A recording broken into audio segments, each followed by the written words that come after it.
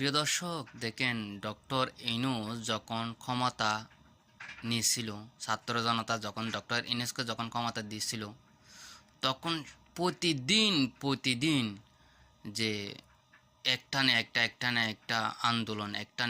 আন্দোলন দাবি দেওয়া সব কিছু নিয়ে রাস্তায় হাজির। এখন কেন সবাই রাস্তায় হাজির হয় না? এখান থেকে বোঝা যায় সব দাবি দেওয়ার পিছনে, আন্দোলনের পিছনে সব মদতদাতা হয়েছে বিএনপি। এখন দেখেন সবাই শোক।